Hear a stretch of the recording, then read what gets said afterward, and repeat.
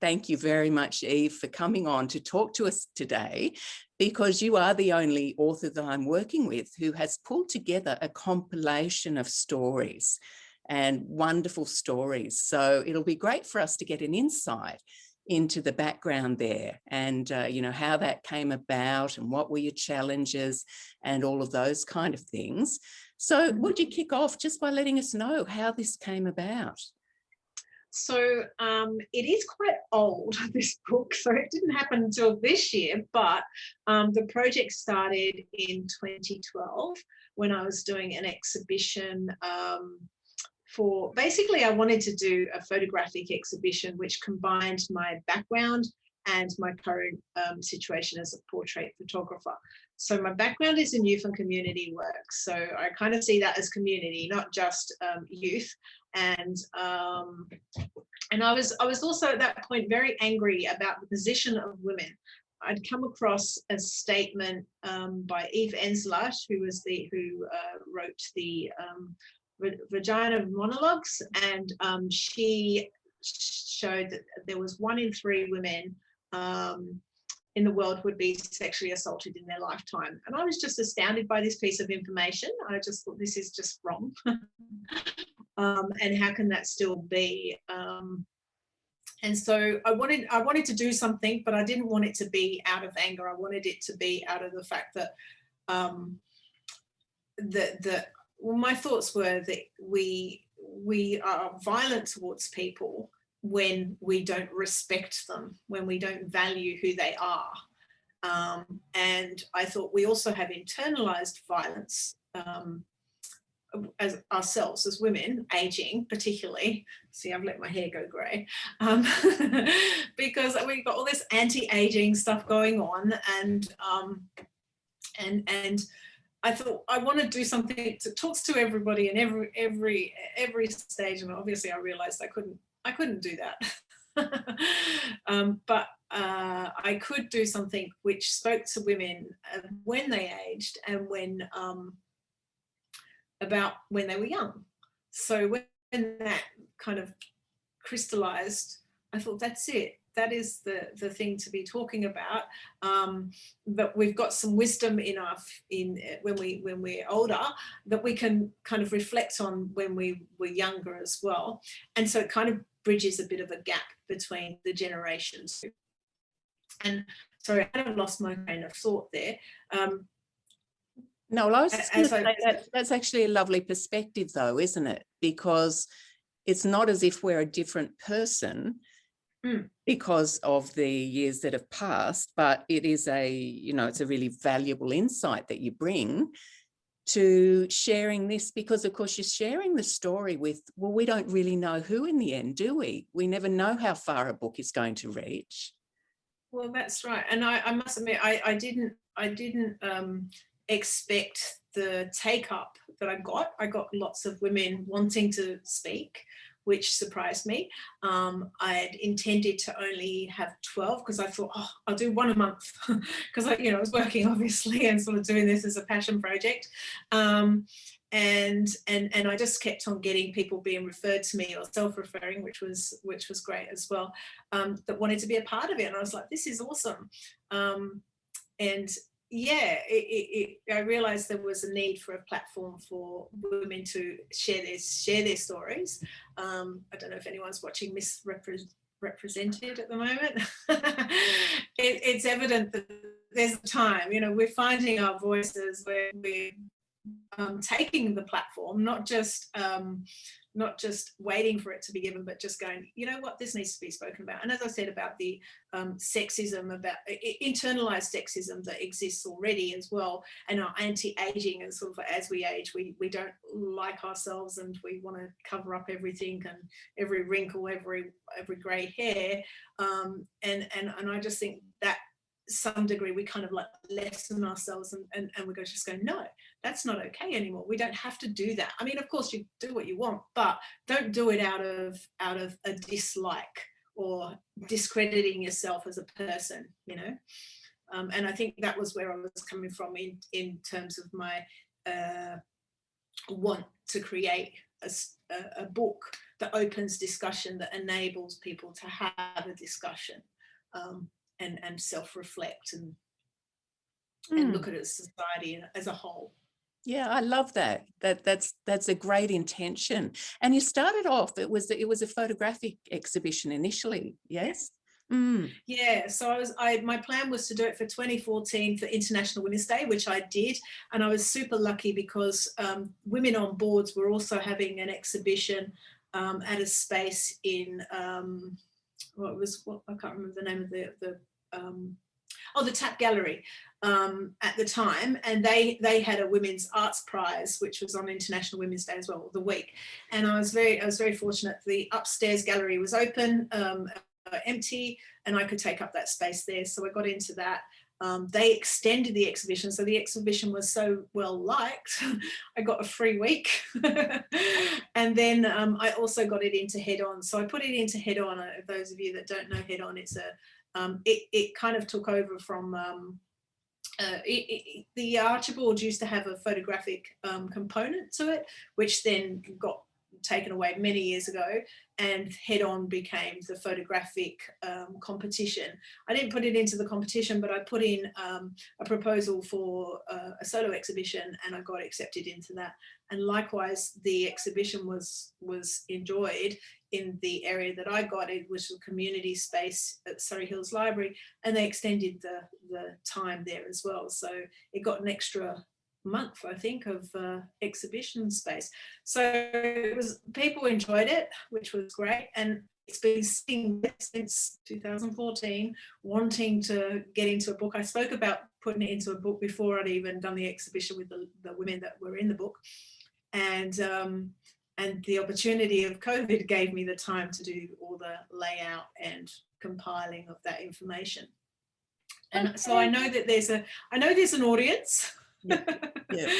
Reaching the audience and providing the book and putting it in place is obviously the difficult side of things, because marketing, not my strong suit. Actually, I never did join the dots, Yve, about that it was a COVID book. In a way, there's a COVID book. The upside of the downside. We've got to always try and find them where we can. But well, how fantastic! Yeah. So tell me, any particular difficulties that you experienced in the process of harnessing all of the stories of your participants and or publishing the book? Any issues there that came up that might be helpful for others to know about, or not necessarily just in terms of your story there? Sure. I think I didn't find any difficulty in finding people, so that was good. And once I had a system and an idea in place, that actually just it was formulaic, because I knew what I was going to do. I'd spoken to my first interviewee, Charlie, who was a former colleague of mine when I worked in family planning. And I put it to her. She's also an artist. She was a graphic designer at family planning, and she'd not long retired. And I put it to her, the idea, and I asked her what she thought, and she liked it, and she helped me kind of like get all the questions together and things that were to talk about, and asked her then if she would then sit for me, and she said yes. So that got the ball rolling. Once I knew what I was going to do and how I was going to do it, one of the difficulties was that I gave people the opportunity to choose their photo. No. Oh, I see. That was too much freedom around. Oh, too much choice. And so the one that they might choose and the one that I might choose were not always the same. Mm-hmm. So I think as I got closer, towards 2 or 3 in, I was like, this photo we're going to be using. Yeah, so I suppose that was my artistic integrity. I had to decide which one was the better pose or gaze or the light from what we were doing. So that was one difficulty I had to overcome, was making sure I didn't give people too much choice. The exhibition, I had so much support. It was unbelievable. Helen, who's here, will know that Zonta is a fantastic organisation that supports women. And I'd gone to another event of Zonta's, and I was photographing the event for them. and came across all these lovely women, and I just told them about this project that I was doing, and I got support just from day one. Joined the charity and membership, became a member, and have been a member for the last 7 years. So which has been amazing, and which was good too, because I'm not really all that good on project management, and there were some very fantastic members of my group that, you know, they kind of just helps me along. Have you done this? Have you done that? And I can do this for you, and I can do that for you. And I got my photocopies done. And the day of my exhibition, there were women who I'd never met in my life pouring wine for me. Oh, wow. Well, isn't that fabulous affirmation, though, of what you were doing? And you were coming from a place of passion. And this is often what happens. You'd unconsciously really drawn a community around the project. Yeah, it really did feel like that. It really did feel like that. So that was lovely. Yeah. And sorry, Yve, because I'm keen to know, what feedback did you get back from the women who were involved? Everybody's loved it. I've not had anyone say they didn't want to be in it. I think I had people I had to say, no, I've got too many now. And you know, if I do a second exhibition at that point, then I would, you know, go back and contact people.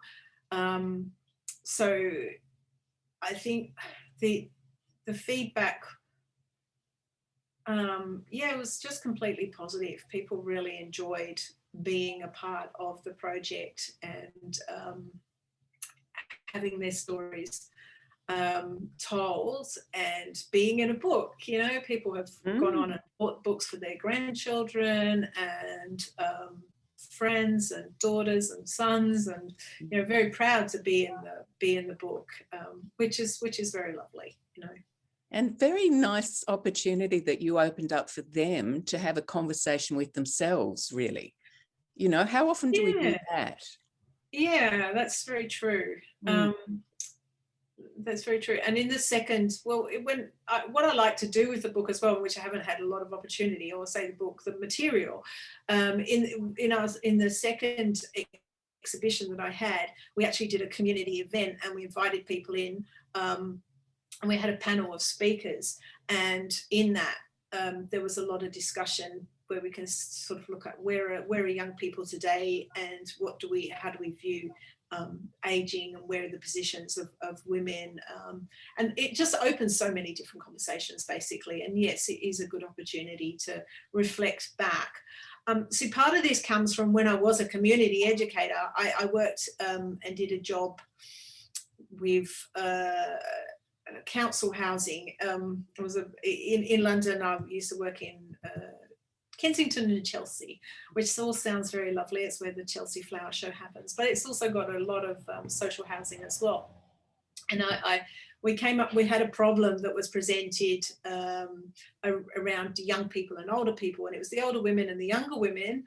The younger women were scaring the living hell out of the older women for some reason. In London, they're like blocks of concrete jungle, and everything clatters and makes lots of noise. Anyway, I just presented that we should do an intergenerational project, and that was part of the thing. It's like, I think there needs to be intergenerational discussion, because we've got much to learn from people as we get older, and I suppose I wasn't ready to listen either.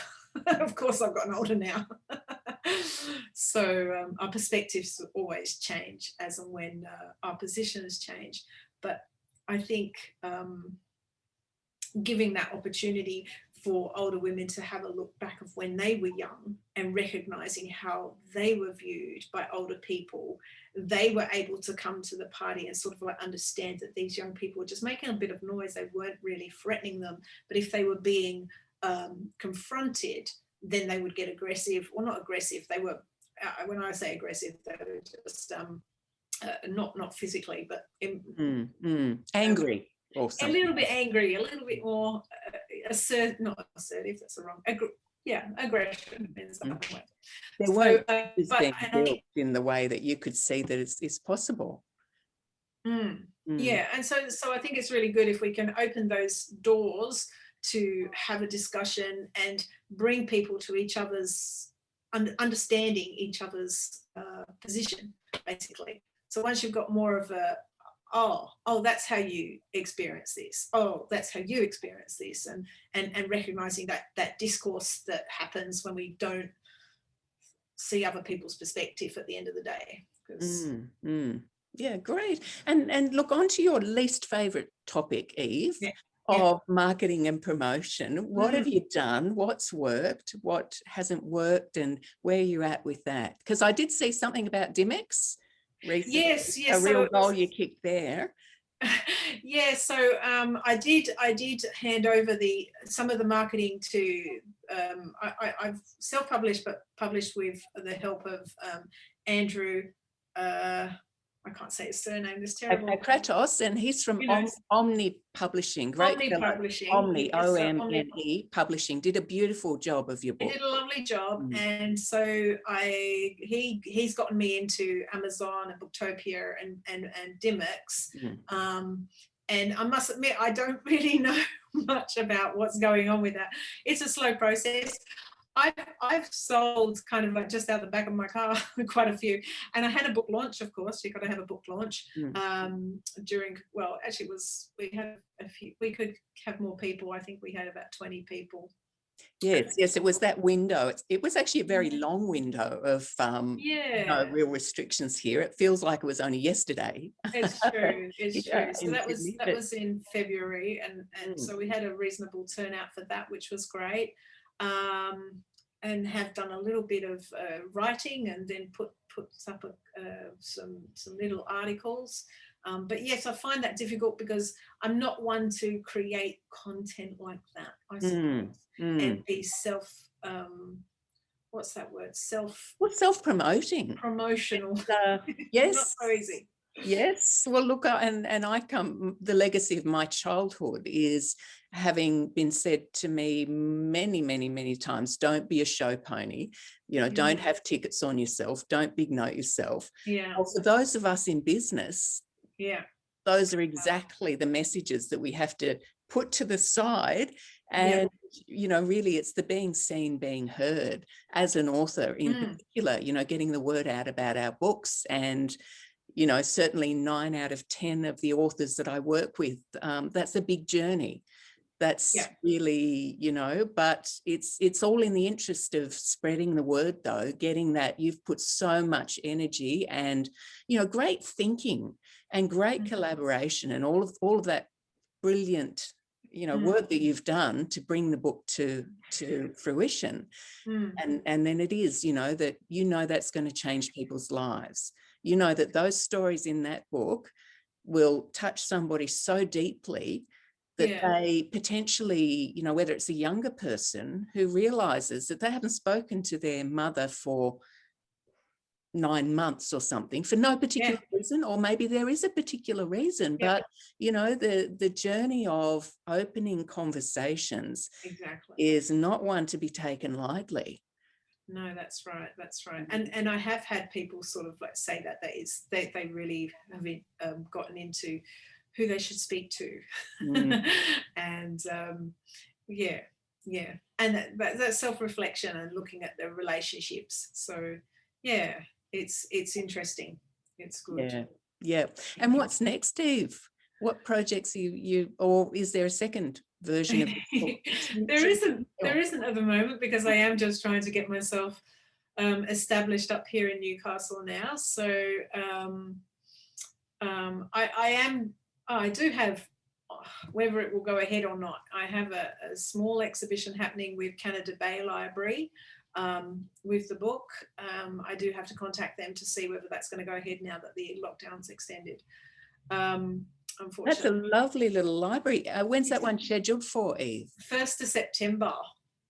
Oh, it's close. Yeah. Very close. Exactly. I was like, oh my God, no. Everything's just getting knocked back. So don't know whether it will happen or whether. Well, let us know. I'll certainly spread that around our community, especially the people on the call, although half of the people are your people anyway, but of my people on the call, I know they'd love to know if that goes ahead, because how lovely, especially after a lockdown period, you see these to be able to get out. Yeah. Fantastic. Yeah, it's gonna be quite small, so it is just a few pictures from the book, and the book will be there, of course. And I'm going to go to the bookshops here and just see if they are interested in me coming along. We've got the Newcastle Writers Festival coming up here soon, Yes. so I really should do something about contacting them. Why don't you take that on as something to do this afternoon? Okay. Because I reckon that's a great opportunity. Yes, it is. It is. And yes, I should. That's very true. And from memory, it was about 12 months ago, I went to Newcastle, and I think there may be more bookshops per square kilometre in that little city than almost anywhere I've been. Wow, there you go. Fantastic place from that point of view. Excellent. Well, I haven't seen that many, I must admit, but then I haven't been out much. I just, I say I haven't been out much. I've been out a bit. I haven't seen but you've had the hubbub of moving, so you get around to it. Yeah, I will indeed. Yeah. Well, listen, shall we open the floor for any questions, Yve? Sure. Why don't we do that? I'd love to hear some questions. As I readjust my. Yeah, well, listen, I'll leave it for anyone. Looks like a couple of people have unmuted. So come on forward with any questions you've got for Yve, or myself for that matter. I was just wondering, Yve, are you going to do a talk at the Hunter Writers Centre? I'd love to. Who should I contact? Do you live up that way, CJ? Yes, I do, but I don't know who to contact. But they're on the net, easy to contact. But there's quite a large number of people are members, and I'm sure they'd enjoy a talk. Right. Okay. I shall definitely check it out. Hunters Writers Festival. Is that the one that's coming up in September, CJ? No, it's the Hunter Writers Centre. Oh, Centre. Okay. Different to the festival. Got it. There you go. I'm learning stuff. Thank you. That's great. Yeah, that's really good. And in terms of just back on that question of production of the book, Yve, what was your decision point about the shape of the book? It's one that would have been something you had to give some good thought to. Well, all of the images basically decided the layout. So it's in landscape because I photographed everything in landscape. And so that determined the shape of the book, basically. And then the size was determined by what sizes are available. And Andrew gave me some guidance on that as well. And that's pretty much. Yeah, got it. And I mean, those things are important from a print on demand question too, aren't they? So that you go. Yeah, I'm not so sure that it's available on print on demand. I know there's copies in the warehouse that will go out to Amazon and Booktopia. And I assume that Dymocks have some in stock. I don't really know how that works out. And if they run out in the warehouse, no doubt they'll let me know that they need to print more, which would be fantastic. Can I ask you how you might avoid being a one-hit wonder? I don't know, Maury. I might be a one-hit wonder in terms of my book, but yes, I could, of course, do another one, and I probably should do another one. It would. Thank you, Maury. Murray is a very, very good photographer in his own right, and a recent accolade of OAM. Is that right? It's the OAM. Oh, congratulations! OAM, that's right. OAM. There you go. And any books coming out of you, Roy? No, nothing from there.